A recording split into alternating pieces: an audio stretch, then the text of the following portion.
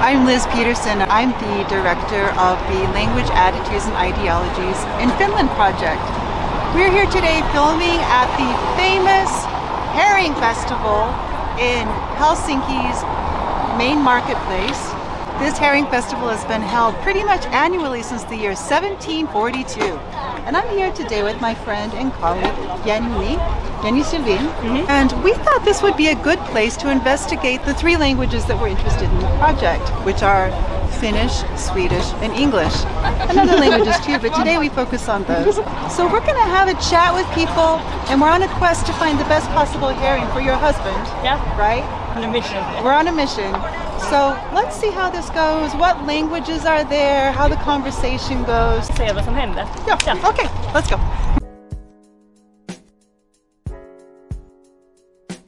Sä oot siis Pyhtäältä kotona? Joo. Joo. Ja mitä kieliä sä käytät? No minä en oikein käytä kuin suomen kieltä. Joo.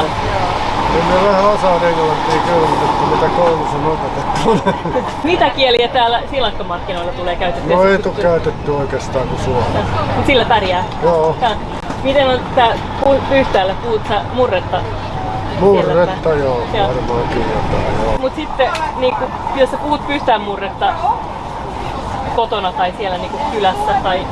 Niin. No mä tähän ihailin. Mun vanhemmat. Mun vanhemmat. Mut siinä näkee, sä oot äitis näköinen. Joo. Sama tää profiili. Joo. Wow. Joo, se on joku 72 tää juttu. Joo. Onko sama resepti? Sama resepti, joo. Osaatko englantia vai ruotsia? No vähän osaan, you speak English ja sit osaan jotain muutakin. Mutta... Puhutaan eri murretta kotona. No en minä mitenkään vaiha sit puhetta. Ihan samalla tavalla jo. Ihan samalla tavalla. Olet kuka olet. niin.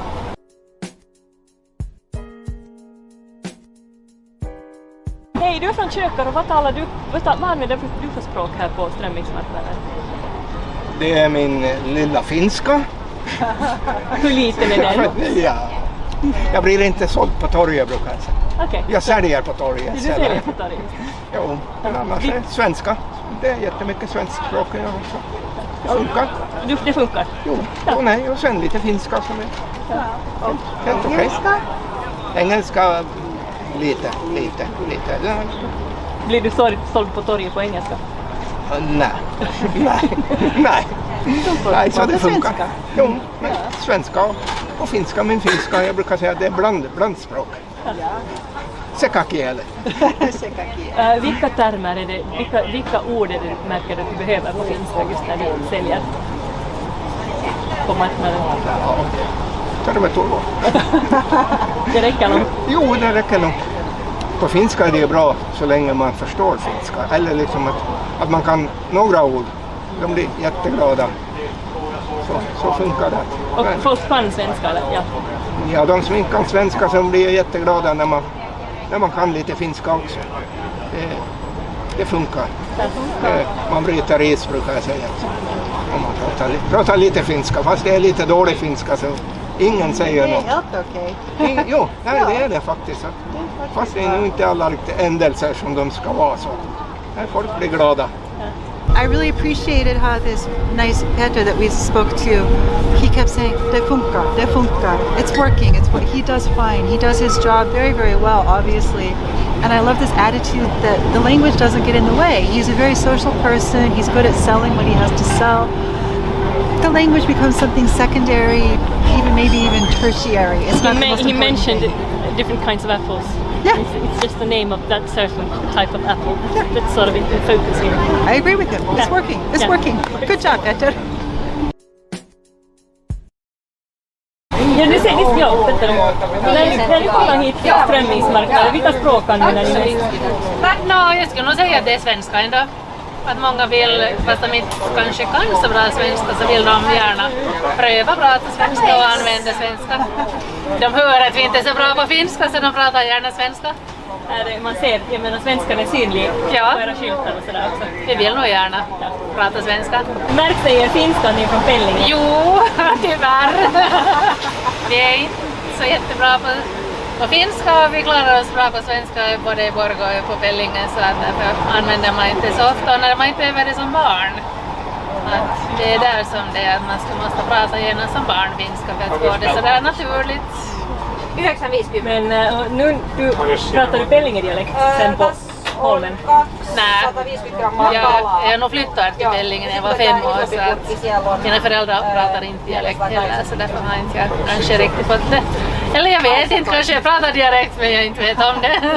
Det kan hända. Inte så stark i varje fall. Är det någon särskild fiskterminologi som du är liksom bäst på finska? Nej, men nu lär man sig just det här som man säljer och sen studerar till närvårdare så nu kan jag det också på finska men sen allt det här vardagliga så är ju ganska sådär svårt ändå. Man pratar liksom kanske en lättare finska eller sådär än vad man pratar på sitt eget modersmål. Kommer det utlänningar också hit till Strömmingsmarknaden? Jo, ganska mycket och igen nu. Att under coronan var det ju helt borta men nu märker man nog att de har kommit tillbaka. Vilka språk använder du med dem? Ja, då är det nog engelska. Och sen har de ju sina telefoner så vissa språk var vi nu igår. Vet jag inte ens vad det var för språk som vi kommunicerar med men man skrev in i telefonen och så visste de vad det var. Så att det är ju... Men vi har ingen aning om vad det var för språk. Spännande. Ja, för inte förstod jag vad det stod i telefonen sen inte.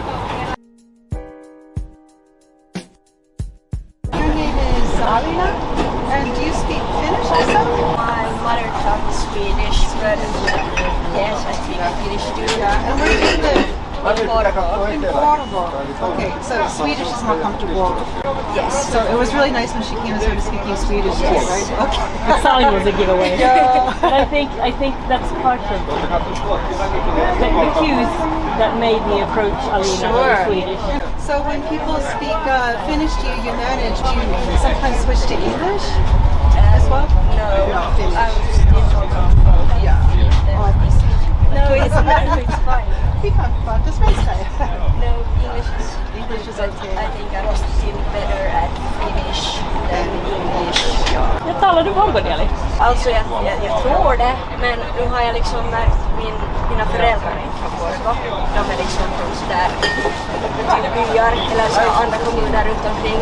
Så jag tror att jag har lite sådär blandad dialekt. Lovisa, Pärnu, Borgå-dialekt tror jag. Just det. Men jag är ju inte Borgå, jag är inte dialekttalare själv, men jag är ju liksom i Borgå om somrarna. Så jag kan inte själv tala Borgå-dialekt. Men hur väljer du till exempel när du talar dialekt? När väljer du om du talar dialekt eller standardsvenska?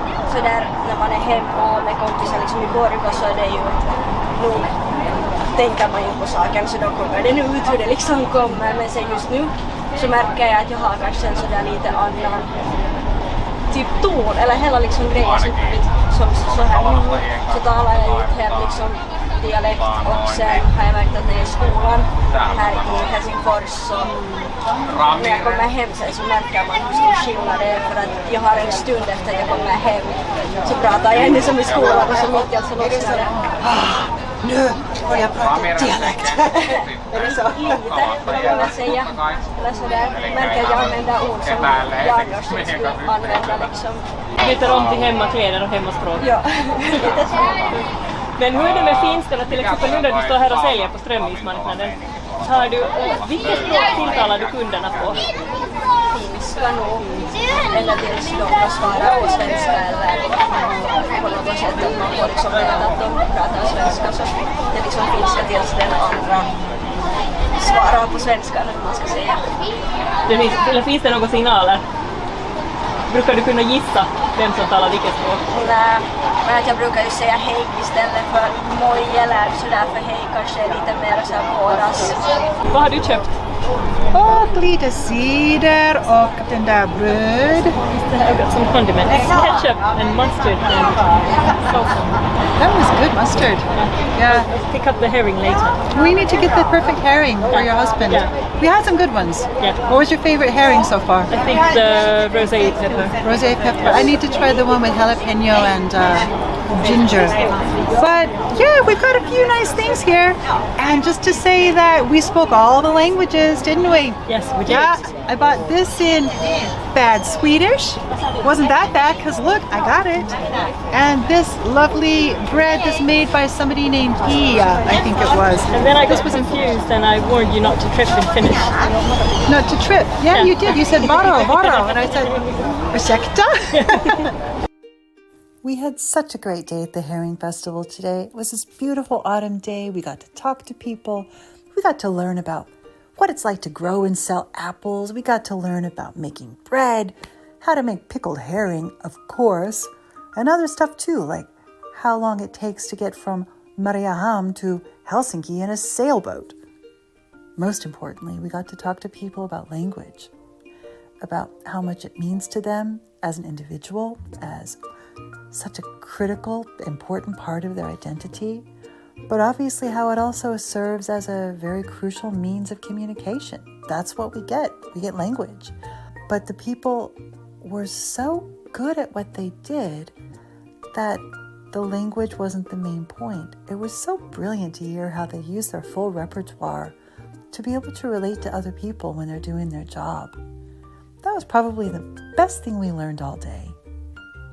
And don't worry, we definitely found the best herring for Jenny's husband as well, and it was delicious. We are on the lookout for our next story about language. Kuka on seuraava? Maybe it's gonna be you. Vem är nästa? Vi ska se. Hej!